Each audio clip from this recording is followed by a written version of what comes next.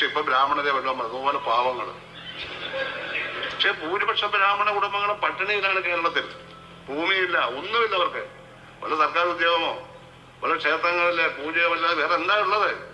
അവർക്ക് കളിക്കാനും കുളിക്കാനും ഒന്നും അവർക്ക് പറ്റത്തുമില്ല. കാരണം അത് പരമ്പരാഗതമായുള്ള ഒരു ജനറ്റിക്കലായിട്ടുള്ള ഡെവലപ്മെന്റ്സാണ്. വാസ്തവത്തിൽ അവർക്ക് ഒരുപാട് സിമ്പതി അർഹിക്കും. നമുക്ക് സമ്മർദ്ദമൊന്നും കൊടുക്കാൻ പറ്റത്തില്ല ഭരണഘടന പ്രകാരം. പക്ഷെ ഒരു കാലത്തെ കാര്യമാണ് പറയുന്നത്, അത് ഇന്നത്തെ കാലത്തെ. സനാതന ധർമ്മം എന്ന് പറയുന്നത് വേദങ്ങൾക്ക് മുമ്പുണ്ടായ ഒരു കാഴ്ചപ്പാടാണ്. വേദിക് കാലഘട്ടത്തിന് മുമ്പുണ്ടായതാണ്. വേദിക് കാലഘട്ടത്തിലാണ് ചാതുർവർണ്ണ്യം വന്നത്. ചാതുർവർണ്ണ്യം വേദിക് കാലഘട്ടത്തിന്റെ സംഭാവനയാണ്. അതിന് മുമ്പ് ഉപനിഷത്തുകൾ ഉണ്ടായിരുന്നു. ആ ഉപനിഷത്തുകളിലാണ് മഹത്തായിട്ടുള്ള ഈ സനാതന കാഴ്ചപ്പാടുള്ളത്. അതിനകത്ത് ഹിന്ദു എന്ന പേര് പോലും ഇല്ല.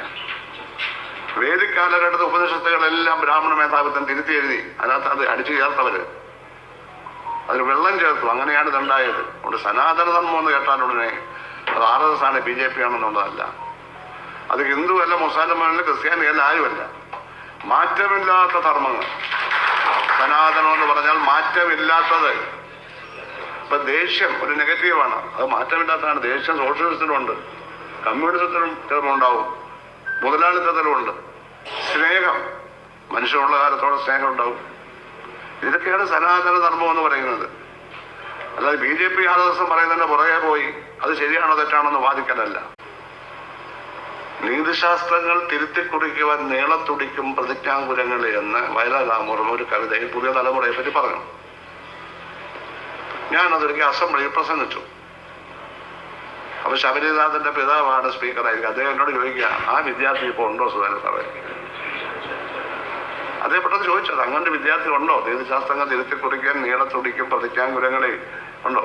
മാനവധർമ്മം വിളംബരം ചെയ്യുന്ന മാവേലി നാടിൻ മധുര സ്വപ്നങ്ങളെ എന്നൊക്കെ വയലാർ പറഞ്ഞു. അവരിപ്പോഴും ഉണ്ട്. അവരെ വേറെയാക്കി മാറ്റുന്നത് അപജയം വന്ന കേരള രാഷ്ട്രീയമാണ്, ഭാരത രാഷ്ട്രീയമാണ്. അത് ഏതെങ്കിലും ഒരു പാർട്ടിയുടെ തകരാറായിട്ട് കാണരുത്. ഇന്ത്യൻ രാഷ്ട്രീയം നിരാശാജനകമാണ്. കേരള രാഷ്ട്രീയത്തിൽ ഇവിടെ LDF UDF രണ്ടും ജനാധിപത്യം വിശ്വസിക്കുന്ന പ്രസ്ഥാനങ്ങളായതുകൊണ്ട് സന്തോഷപ്രദമാണെങ്കിലും നമ്മളും മൊത്തത്തിൽ വന്നുകൊണ്ടിരിക്കുന്ന ഈ എന്താ പറയുന്നത്, സാമൂഹികമായ ഒരു തകർച്ച, ഒരു ഇടർച്ച. സമൂഹം തെറ്റിലേക്ക് മറിയുന്നു, പരസ്പരം കൊല്ലുന്നു, ഉപദ്രവിക്കുന്നു. രാഷ്ട്രീയമായിട്ടുള്ള ഏറ്റുമുട്ടലൊക്കെ വളരെ വളരെ കുറവ്.